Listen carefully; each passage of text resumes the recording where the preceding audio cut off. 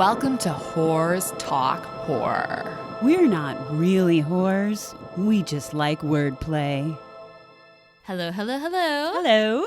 Welcome to Whores Talk Horror. I'm Sharon. And I'm Melinda. And today we are going to be talking about Indigo Children. Before we start that, Mindy would like to talk about the new Halloween movies. As we all know, it was announced that they are going to be making 2 final installments to the Halloween movie From 2018. The same team that, including Danny McBride, who I think is really underrated because he's actually a really talented dude. But anyway, that whole team that made the Jamie Lee's comeback, or really more Laurie Strode's comeback, I guess. Yeah. Jamie Lee's been acting this whole time. I know, she's doing fine. She's But Laurie clearly hasn't been, if you've seen the new Halloween. And they decided, I guess, it was just announced there's not a lot of info as to like plot or anything yet, but it's actually going to be 3 movies. Halloween 3. Oh, well, including the first one, I guess, is what I mean. Oh yeah, but they're making 2 more. It'll be 2. They're making 2 more. Same cast and crew. The next movie will be Halloween Kills, and then in 2021, Halloween Ends will come out. And Danny McBride, I read in an article somewhere, and I'm paraphrasing, apologies to Danny McBride, but he basically said that when they were writing the new one that came out in 2018, they realized they had a bigger story that they wanted to tell. So kind of like, I'm going to compare Mike Myers to Star Wars right now, because that's what George Lucas did, is he picked the part of his saga that he thought would play well, and that's what they did, because they thought it was going to be a total flop, and it turns out Halloween was a big success, so now they're going to tell the rest of the stories. It's all about the money. And it's all about the money. But Jamie Lee will return for all 3. Judy Greer, who's a god, no, like she'll a return gift. for the next 2. She already made one. Sorry, that one's done. I keep saying that. I keep thinking of them now as a trilogy. So you know what I mean. She'll be back for that. She's gonna finish it out, is what I'm saying. She's gonna finish that bitch out. And then Judy Greer, who is a gift to all of the world, will be also returning, which is really exciting. I'm glad that she's gonna be in those next 2 movies. So how are you? I mean, okay. This is not news to anyone that these movies are coming out unless you've been living under a rock. Well, it was news to me until like month. Earlier this week. So actually, except for Mindy, because she was actually living under a rock. Release dates. That's an important thing to mention. Halloween Kills will come out on October 16th, 2020, and then Halloween Ends will be released October 15th, 2021. So watch out for more cool stuff. If you're one of those tweeting type people, Jamie Lee Curtis posted a little teaser on her Twitter account. So check that out. It's pretty cool. So quickly, how do you feel about these next 2 movies? Are you excited? Honestly, I don't even know off the top of my head how many existing Halloween movies they are, but the fact that I think there's 11. Like 100. Spencerpedia, can you But I like the idea that the 2018 movie was a sequel to the very original, and then the fact that these 2 movies are going to continue that story and it's all the same people involved. Sign me up. I'm down. I have no idea how Michael Myers would have escaped from being trapped under a house that was caught on fire, and he was also shot, I believe, and he's a superhuman killer, and I mean, he made it through 11 movies already, so. Well, technically, though, since this is the sequel to the first one, he only survived that first one. And, but. So, in which was basically, he was shot a few times, right? That was how the first one ended. He was shot a few times by Dr. Loomis. Yeah, and fell off the balcony. But he was a big dude. He was a big dude. He could have had a bulletproof vest on under that jumpsuit. I mean, that's a theory, but like he was locked up. He might have killed some cops on the way, you know. This is true. He did have to get from the mental hospital to that neighborhood. They probably didn't show everyone he killed on the way from the mental hospital to Haddonfield. I mean, it was really, really important that they showed how he got the jumpsuit. But you don't know what's under that jumpsuit. Hey. Or what's not under that jumpsuit. I know. I mean, he could be going commando under that jumpsuit. Has anyone ever talked about Michael Myers underwear situation? No. Oh, We're going to do it just really quick. We're doing it. I don't know. What? Is he a boxers or brief kind of guy? I think he's freeballing it. He didn't have time Freeballing to get it? He didn't have time for undies. He was like, get me. I just want to kill. And if he was wearing undies, they were either like the mental hospital undies, which were probably like really gross, like tidy whities, or he had to steal them from someone else. So used. So like used underwear. Also, like, you know, if you're swinging an axe or trying to stab somebody or whatever, and you get a wedgie, that would really suck. I think he just freeballed it.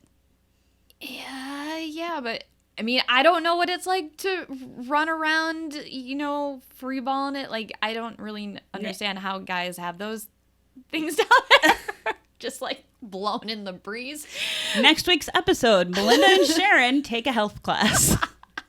I mean, I understand the anatomy. I just, you know, if you're running around trying to kill a bunch of teenagers, do you think you want to be a little more snug? And Yeah, like that's a have good like point. maybe like boxer briefs, because then you don't have to worry about wedgies and everything's like secure. And he might have had a cup too to protect that, because you know someone's gonna go for the nuts. Like, I know if someone came up to me with a fucking knife, I would go for the nuts. So I think it's really funny that this is like Spencer's looking at us like we're fucking nuts. I love this conversation. I was gonna say, I like that we're actually like dissecting this, and I'm actually curious about this. That now I'm gonna think about it every time I watch a Halloween movie. Well, maybe they'll give us the answer in the next two movies. Maybe. Yeah. All right. Well, Do you want me to well, redo the list of all the Halloween movies? no, just tell us how many there are. Well, I think if I counted correctly, with these two new ones, it will be a total of 11. Yes, I was right. Wow. Ooh. Well, I'm excited. I'll watch Judy Greer read the phone book. Same thing for Jamie Lee. Together, even better. So I'll see him. Actually, I think it's 12. Whatever. We've moved past that, Spencer. Anyways, on to our topic, which is Indigo Children. And why are we talking about Indigo Children? Because we are actually going to have a guest on today. Ooh. It'll be our first guest, who is an Indigo Child, or thinks she's an Indigo Child, or was told she's an Indigo Child. We will find that out when we interview her. But quick little history here. I've been friends with this person for almost 20 years. And when we first started hanging out back in our 20s, we were working together. We were going to go out to a bar one night, and I went back to my house because I wanted to like change clothes and freshen up after work. And I never told her any history about my house. From the outside, my house does not look creepy at all. It was built in the 70s. It was a raised ranch, brick, looked like every other fucking house in the neighborhood. And there is a long history, which I will cover in like future stories. I saw a shadow figure in my room when I was little. Doors would close by themselves. Multiple people would hear it. I was not the only one. TVs turning on by themselves. A lot of other weird, creepy shit that happened. Never told her anything about any of this. She comes with me to my house. We're walking up to my back door, and just as we're about to enter, she stops and she's like, "I'm not going in your house." She's like, "Your house is fucking creepy." And I was like, "What are you talking about?" And she's like, "Your house is evil. I'm not going in your house." I can't wait to hear her tell the story. I know. I want to know what she felt. Exactly. And I wish I was there when it happened, because I would have been like fascinated. But I was like so confused as to what she was talking about, because my house did not look menacing. I never told her anything. And at that point, like, you were just used to it. I mean, like, Exactly. you knew you had weird shit would happen in your house. And nothing in my house was ever malevolent. Yeah. Like, you know, whatever was there, it was not there to harm me or anyone in that house. So Except for the time you had that sleepover and then stole a giant steak knife out of the kitchen and hid it under your pillow to try and scare people. it was a butcher knife, Mindy. It was not a steak knife. And then, Anyways, that story for another time. you digress. So anyways, she kind of told me that about indigo children and that she was one or whatever. And I was just kind of like, all right, whatever. I have no idea what you're talking about. You were like, I don't like the Indigo Girls. What? The Indigo Girls? No. And honestly, I couldn't remember for like the longest time. Like, I was like, what did she say she was? She's a fucking cornflower kid. Like, she's some sort of shade of blue that's like can see dead people. I don't know. Hey, you're close. Something like Sort that. of. So anyways, so I thought that we would have her on and talk about some of the things she's seen, felt, and just a little history about what an indigo child is. Well, indigo children refers to gifted children who are believed to possess special, unusual, and sometimes supernatural traits or abilities. Indigo children have been on the earth for the last 100 years. After World War II, a significant number were born, and these are the indigo adults of today. However, in the 1970s, a major wave of indigos were born. Indigos continued to be born up to about 1970 to 1992, and there are multiple generations of indigos from what I've read. So the whole concept was actually developed by a teacher and author and self-proclaimed I cannot say these words. Synesthete. Sure. Nancy Ann Tappy. A synesthete is someone who experiences synesthesia. And synesthesia is a perceptual condition in which the stimulation of one sense triggers an automatic involuntary experience in another sense. Huh. So, for example, someone may see sounds or taste words or feel a sensation on their skin when they smell certain scents. Each synesthete, I think steet. I think synesthete. Let's go with that. Each synesthete, they may perceive things differently. So someone may think of the number 3 as green, while someone else associates the number 3 as being red. And there's about 43 different types of synesthesia, and Nancy Ann Tappy saw color around each living thing. She saw like the electromagnetic energy fields around living creatures, human, animal, I guess probably even plants. Mm-hmm. And she's always been able to see people's auras, and the color surrounding an individual would inform her what their particular purpose in life was. And in the late 70s, she began noticing a vibrational color that she had never seen before. The new indigo shade was appearing only around certain children, so she deemed that it must indicate a new consciousness was emerging on Earth, and thus the concept of the indigo child was born. Tappy also makes the astounding claim that every child she's encountered who has murdered another child or parent has been an indigo child, since they are fearless and know who they are. It is just a survival mechanism for them. I think that was really interesting because I have another theory about I do too, but I'll let you. What is your theory about Well, I was children who murder? I was just thinking, because I just thought that was kind of a weird, for it, like her reasoning, like it's because they're fearless and they know who they are.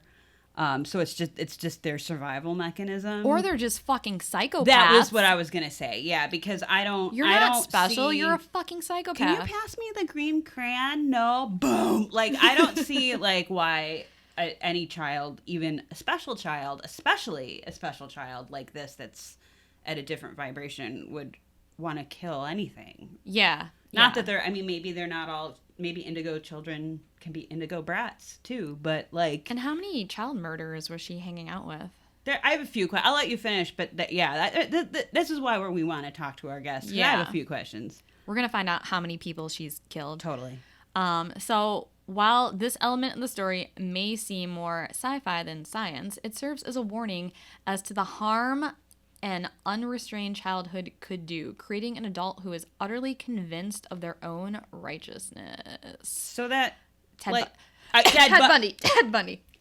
That's so funny. Oh, we share the same brain, I swear to God. But seriously, like, yeah, that's just a kid that was not raised properly and has maybe a little too big of an ego. I don't know. Well, I don't mean to sound, again, I like to try and stay, neutral. Thank you. We are Switzerland here. But the other question I had was, like, when I was because that was a great, first of all, thank you, Sharon. Kudos to you. That was very informational. You're welcome. When I was looking up information about indigo children, because when Sharon first told me that phrase, I was like, what? I had never heard of this before, ever. And so I found essentially like the same kind of research that you just went over. But this whole thing with this Mary Ann Tappy, like, I guess... Nancy, sorry. Get it straight.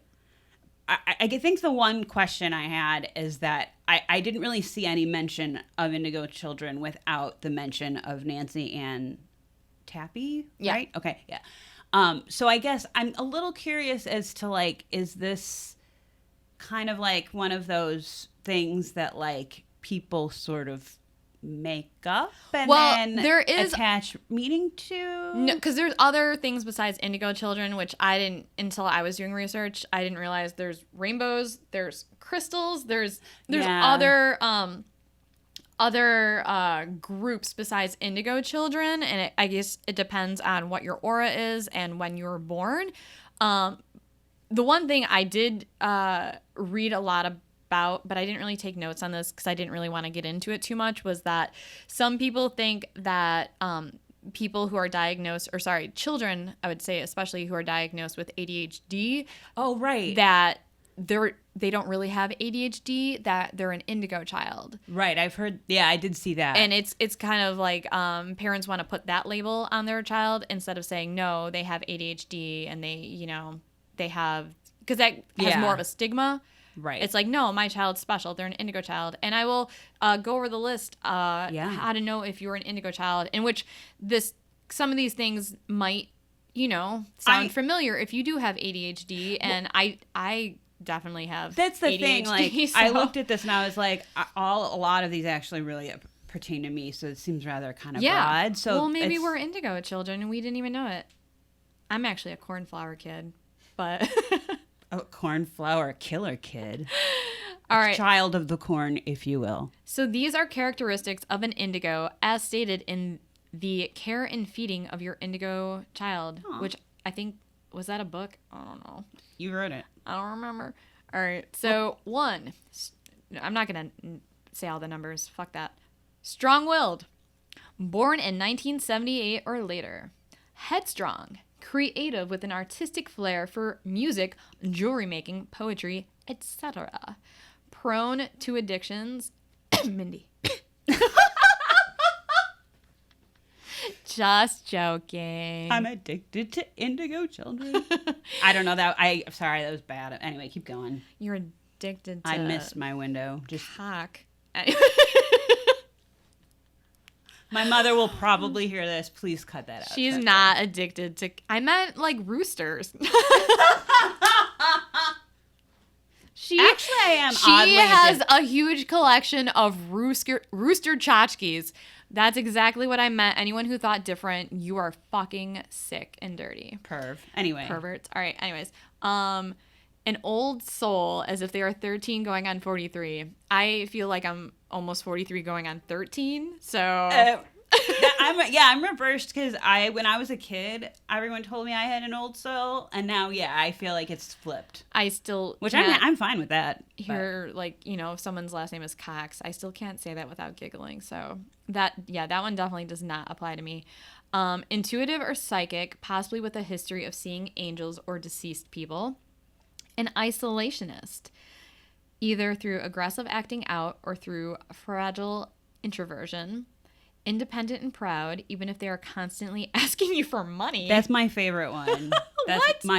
That's totally my favorite one. Oh, how is this supposed to be like a special person? They just sound like a fucking broke ass, like you're not special, you're just fucking broke. Get yourself a job. Anyways. Possess a deep desire to help the world in a big way by asking for handouts. Wavers between low self-esteem and grandiosity. Bores easily. That's definitely me. Has probably been diagnosed with having ADD or ADHD. Prone to insomnia, restless sleep, nightmares, or difficulty, fear of falling asleep. That's definitely me. Has a history of depression or even suicidal thoughts or attempts. Looks for real, deep, and lasting friendships. easily bonds with plants or animals. That's me. I mean, most of these My cactus is my best friend. I feel like in some way apply to me. So that's why I'm like, well, this feels really broad. Well, Mindy, if you possess 14 or more of these traits, you are an indigo.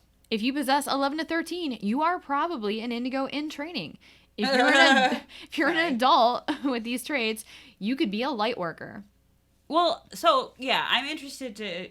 We'll find out more from our special guest because I'm excited to hear. Yes, which I should also say that during this part of the recording, she is not with us, so she has not heard us talk about any of this.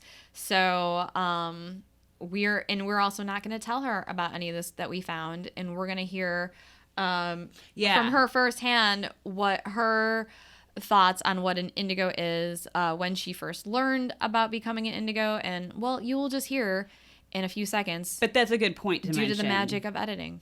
We'll see what she has to say and what we got right, or if we're just jerks that are laughing at children. We're laughing at children with ADHD. Because we're evil, evil people. Haha, you're bored and you can't concentrate well. In the meantime, until she gets here, we're going to be singing show tunes. There's no business like show business, like no business I know. Bum, bum, bum, bum. All right, cut it. We just ended with singing an hour of show tunes. Thank you for listening. All right, so now we are here with our friend Jelena, who... Go on, open that beer. She's preparing. So are you an indigo child? Were you told you were an indigo child? What is the backstory of this? Because you were the first person who ever even told me what an indigo child was. So and to piggyback on that, I've never heard that phrase at all. So I'd like to know where you heard it as well. Yeah, I was Let's throw all these questions at you. I was told. I used to go to this like super new agey store in like Frankfurt. I don't even remember the name of it anymore. It might not be there anymore, but I used to go there and I used to go get like my cards read. And she was also considered a medium, I guess you can say. And she is actually the first one that told me, she's like, do you experience things where you think of something and then it happens, or you think of somebody and then they pop up or they get in touch with you, and I have, but I felt like everybody does, right? Like, I feel like that's just like a thing. It's pretty common. Earlier, before you got here, we were talking about one of the things is you can see like people's auras. Do you see people's auras? No. You do not? Okay. I don't, no. I was hoping you did, because I was going to ask you what yours color is black as fuck. Black like your heart and your soul. In case you haven't noticed, Sharon and Jelena, they've known each other. We've been friends for about years. 20 years. Yeah, because I took a few online tests, which I believe are probably super scientific and accurate. Right. Me too. To find out what color my aura was, and I was going to see if you could guess, but all right. But they also say it changes, so it's not really. Yeah. But right now it's looking pretty black. Wait, was I right? It'd be great if it was like poop brown. Nope. Black, like right in the cusp. I was actually green. Yeah, so. I was white. Which really? I don't even think that was one of the options. Yeah, it's an option. It says that you're. Oh my god, you're so pure. So the clairvoyant told you these things, and did you, like, thinking back, did you realize when you're older and you were told this that you were unique, or that you felt different from other children, or things like now as an adult you realized, oh yeah, I was maybe a little bit like clairvoyant, or could like see the dead, or nothing? No, I didn't. And I mean, like, things would happen, but it was never like anything that I ever thought was a different thing. Okay, like, right? So you didn't realize about things happen. So what type of things happen? Thank you. That was what I was the one that sticks to my mind the most was, I was actually a little bit older. I want to say I was like maybe 6th grade. So how old are you? 12? 13? Right? Yeah. 11, 12, yeah. I was sleeping. We were at my grandma's house, the one on Winchester, and I was sleeping. Like, she used to smoke in the house, so I would like roll up towels and like put them under the door, because I like the last thing I want to do is go to school smelling like smoke, right? Like, damn 90s, everybody smoked everywhere. And So like I was sleeping and I felt something shake my bed. Oh. But like at first, like when you fall asleep and you feel like you like have those like where you're falling off a cliff and you're like, and you like wake up all stupid. So at first I thought it was that, but then like I couldn't really move. So like I opened my eyes and I can see my bed and I can see my wall, but something's like, you got to get up now. And I was like, what? But I couldn't move and all I can see was like a shadow of a person. Like I saw the shadow on my wall that I was facing and the person of a person, like it was a human shadow, and he's like, "You have to get up now." Oh, did you hear it like? Oh no, it was like loud in my ear, like you have to get up now. Wow. And I closed my eyes, and I like squeezed my eyes shut, but then I like jumped up because I was scared as fuck. Like we had like where I don't know if you remember that old house, but the staircase along the side of the house where I used to sneak out. Remember like climbing out of that window? So I was like, damn, maybe somebody's in my window. Like maybe there's somebody like waking me up in my window. Yeah. But then I realized like I jump up, I turn my light on. I'm like, what the fuck? Nobody there. So I'm thinking my grandma used to sleep in like on the couch because she was scared of the back bedroom because other stuff. I don't. But I open the door and I find my grandma hanging over the back of the couch. And she's just like there and she's couldn't talk, like she couldn't say anything. And I like run downstairs. My mom's bedroom was in the basement. And I was like, Mom, something's wrong with Rain. And she like runs upstairs and like we had to take her to the hospital. And like what happened was like a kidney stone or something had ruptured something in her body. Whoa. And like the poison was going through her. It was really crazy, but I never could shake the fact that like I didn't just wake up. Yeah. Like a man woke me up that was in my bedroom. Do you think it was your grandfather or husband? No, I don't know. Okay. I don't know. Okay, so that's really crazy, and I have kind of a similar story. I was hanging out with my family last weekend, and my cousin was telling me this story about when she was in her early 20s and she started staying at my grandma's house at night so that my grandma wouldn't be alone because my grandpa died about 10 years prior to this incident. But anyways, my grandma had this clock hanging on her wall in the living room. It was this big, heavy clock. And one night my cousin was sleeping upstairs in one of the guest bedrooms, and all of a sudden she heard a huge crash in the living room, and it like scared her half to death, and she thought that someone was breaking in the house. So she goes downstairs, finds my grandma hunched over in the bathroom in a lot of pain, needing an ambulance. She ended up having to go to the hospital for a few days, actually, and she came to discover that what actually caused the huge crash was that clock in the living room had crashed to the ground. Oh, my God. The hook was fine. The hook in the wall was fine. In fact, they put another clock up on that same hook, which stayed there until my grandmother passed away about 12 years later. So very, very strange. But yeah, the fact that the hook was totally fine was crazy because you would think that if a clock was going to fall off a wall, it would be because the hook or the nail or whatever fell out of the wall. Like to me, and I also think my cousin felt this, was like it was our grandfather maybe who did it, who knocked the clock off. Or like people talk about like spirit guides or guardian angels. Hey, even. Dude, like somebody just let you know like you gotta deal with this right now. It was crazy. Like I can remember sitting in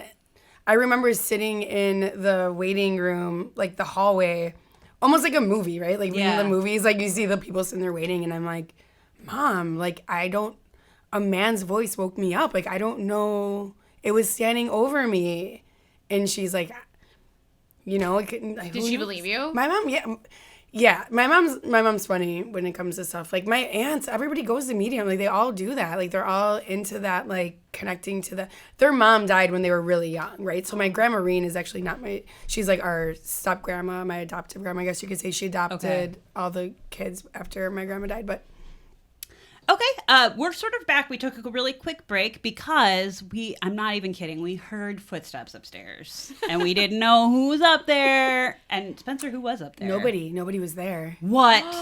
No, for real. We heard something, so we had to take a break. So now we're back. It was Spencer's coworkers. Whatever. There was no ghosts. Well, speaking of ghosts, and let's get back to this because I want to talk to Jelena some more. So before we got you in here, we kind of read through what we found online about characteristics or what to look for if you think you might be an Indigo Child.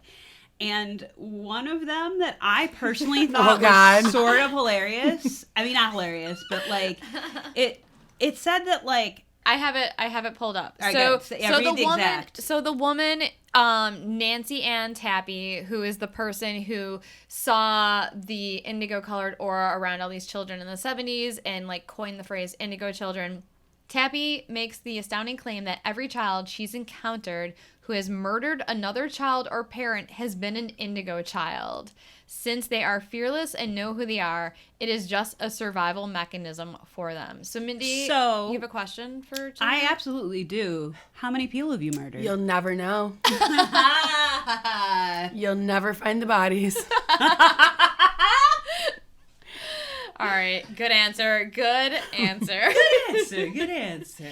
She is pleading the fifth. So, I actually, because I was wondering, I'm going to ask our next question too. Sorry, I'm jumping ahead of Sharon. Go for it. So I know you said that you haven't seen auras necessarily or whatever, No. but do you, what kind of things do you feel either internally or I know sometimes people can feel sensations on their skin or whatever. What have you seen or felt in that regard, if anything? Tell a story about the first time coming over to my house. Yeah, your house was fucked up. I lived my first house in the same town, which I'm not going to name. I lived a few blocks from Sharon, and we found out that whole side of that town had weird shit happening. Oh, really? And there's a bedrock. You never told me that. There was a bedrock, I too. never told you anything, which is why when you came over to my house the first time. That was, and I never went back. I never went back to that damn house. I wasn't there. I couldn't even go take a piss by myself. I was like, Sharon, you need to come to the bathroom. When are we leaving? Where do we have to go? When are we leaving to go do what we need to do? Because this house is not. No, I had to take a piss. And I went with you, me in so the then bathroom, she couldn't take a piss without me. And then you were pretty much sitting on my lap. Well, wait, back up. Peeing through my legs. Not true. We peed at the same exact time. So what happened? Can you tell me because I obviously wasn't there. I'm just curious. Literally you guys pull up to Sharon's house and can you describe what you felt from the moment? When we got there, I didn't feel anything. We walked in her back door. Okay. So she had one of yeah. You guys there it was one of those. It was a raised ranch. Yeah. With the metal stair. Right. The back stair. Yeah, there was but then when you walk in the back door, you would go down fuck that going down. That would never you couldn't pay me to go the other way.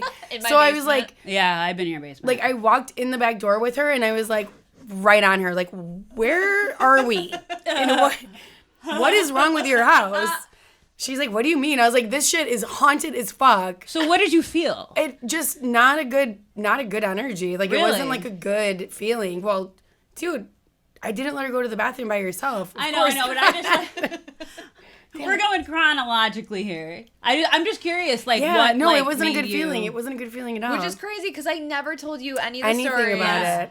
Did you feel nervous, or can you describe what you felt? Nauseous for one. Oh, okay. I did not. It wasn't a good feeling. It was very I don't know. I can't really describe how I felt.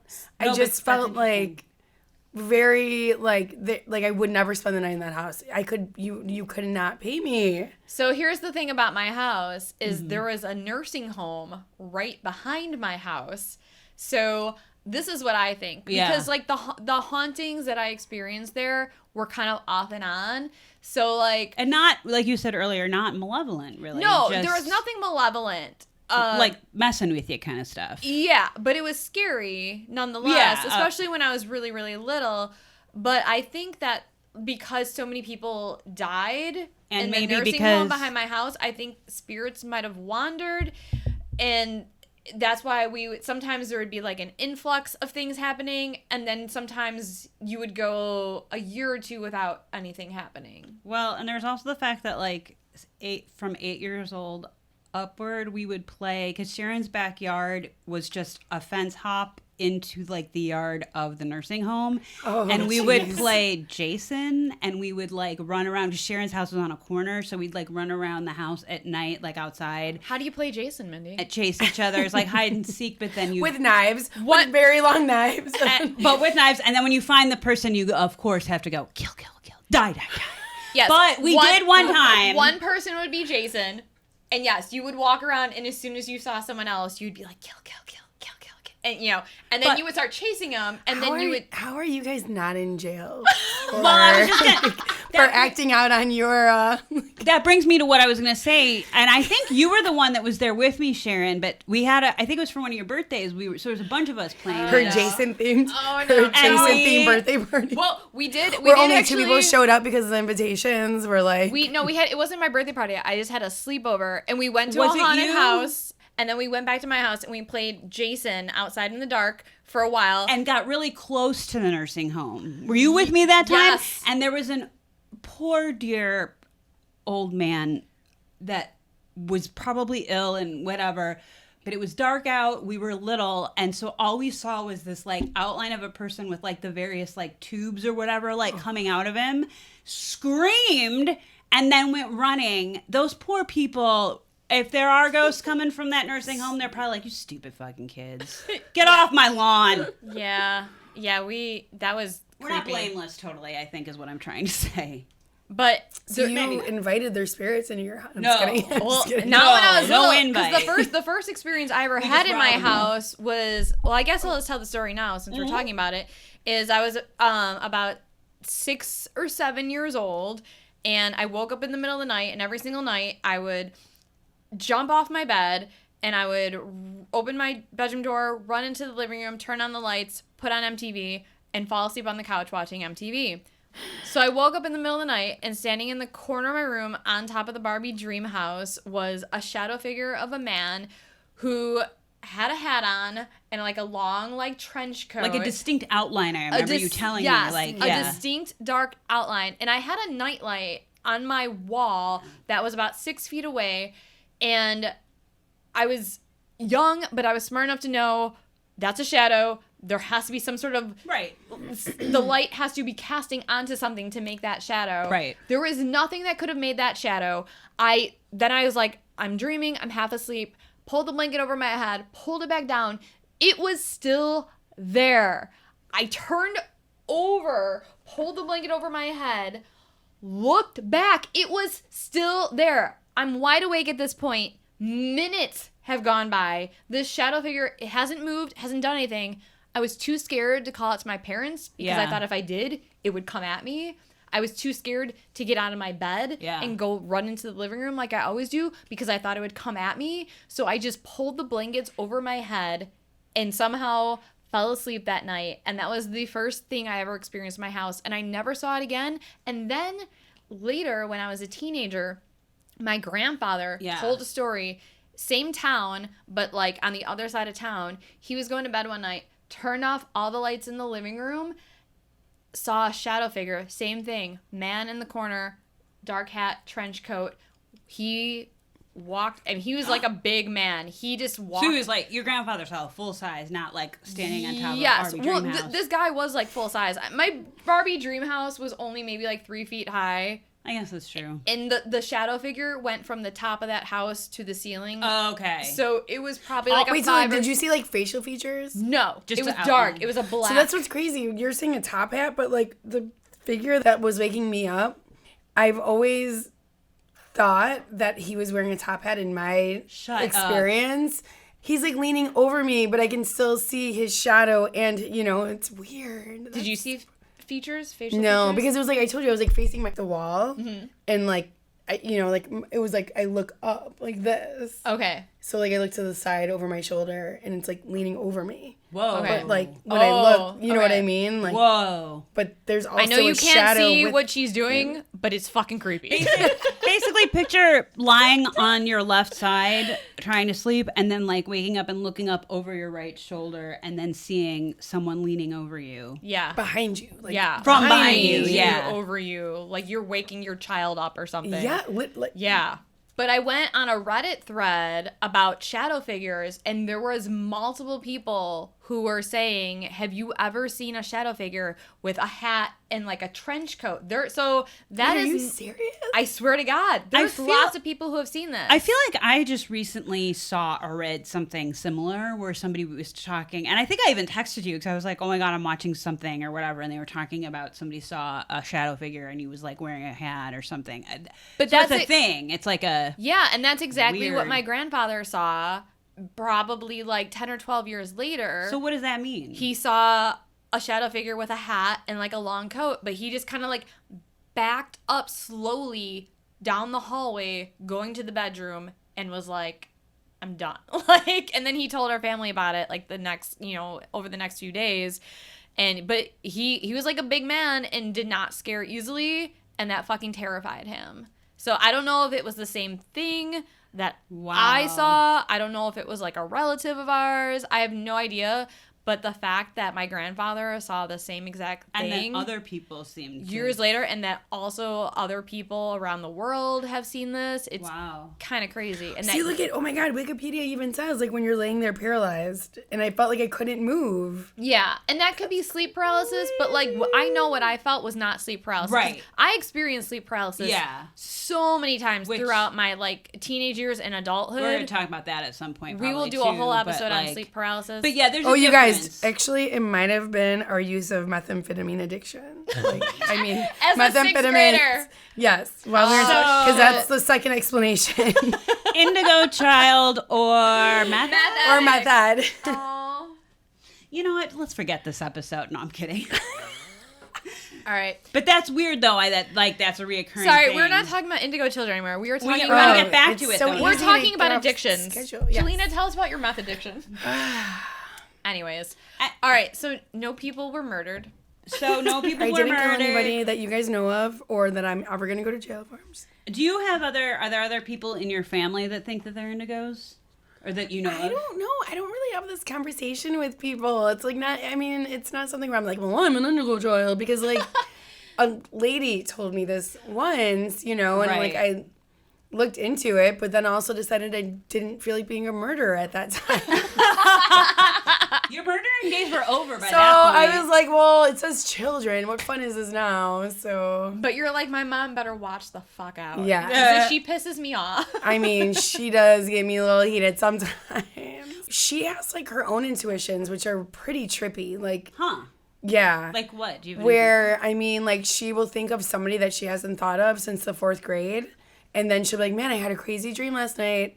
And then she's like, I bet you I'm going to see them. And then she will like run into them in the most random place. And like, she'll call me and be like, oh my God, guess who I just saw? Like, she's got a lot. I mean, it happens all the time. Like, I feel like a lot of people, like, I can honestly say we all that I have feel it. like everybody has it. Yeah. But we're so tuned out by everything else that we don't let like the natural things just happen. So when they do happen, we're like, oh shit, I'm psychic as fuck.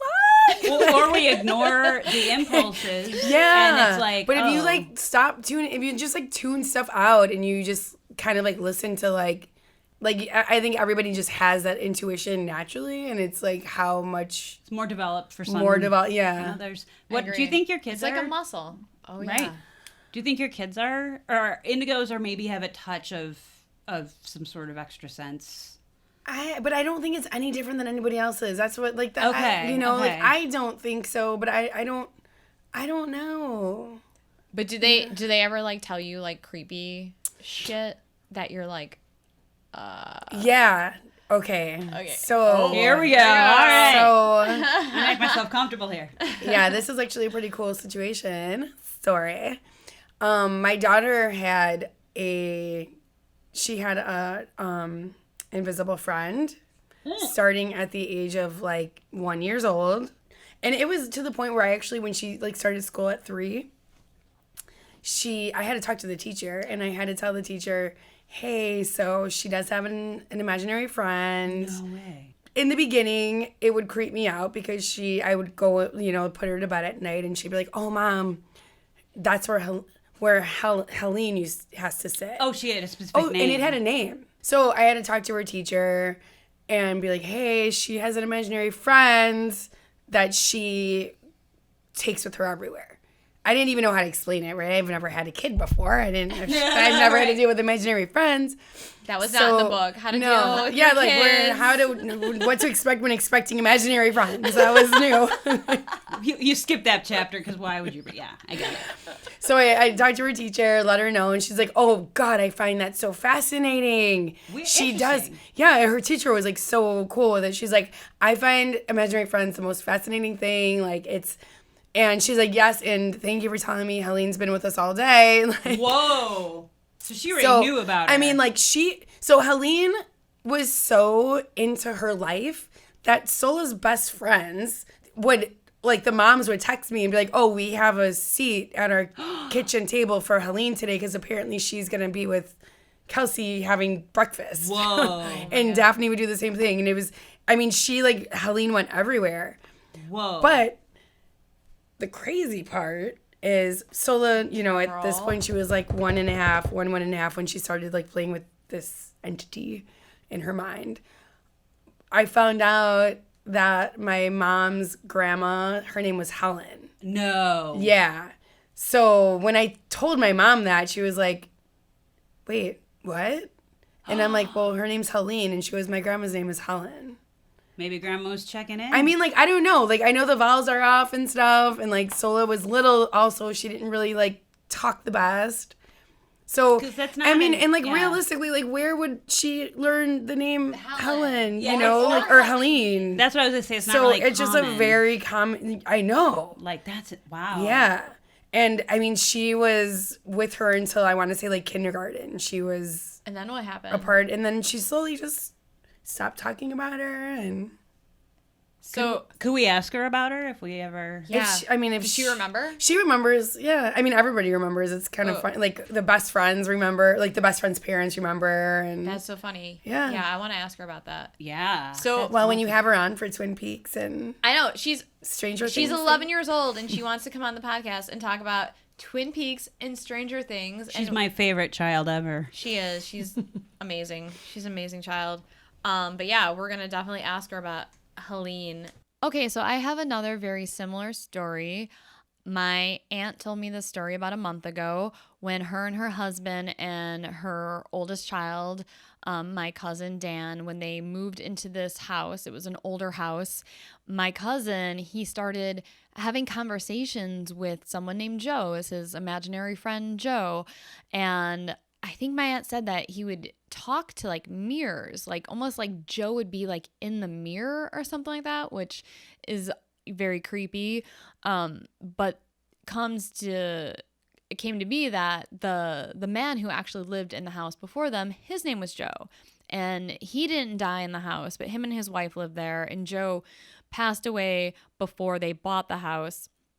And Joe's wife's father also lived there. Do not know his name. It could have also have been Joe. Joe Sr. Because right? Joe's like a very common name. But he did die in that house. And if that wasn't creepy enough, she told me another story about how her neighbor was in the backyard, like doing yard work or whatever, and looked up and in the upstairs window facing his yard in my aunt's house, saw an old man looking out the window and said something to my aunt because he knew that there wasn't an old man that lived there or anything. Maybe, he thought they had company or, someone was over. But he asked my aunt, do you have like an older guy in the house right now, an older gentleman? Because I saw someone in your window. And my aunt was like, nope, but it was just really weird that the guy that like, he would talk to this person all the time. Oh, it's my imaginary friend Joe. Where do they come up with Right. the names? Yeah. I don't know how they came up with the names. And honestly, did you have an imaginary friend?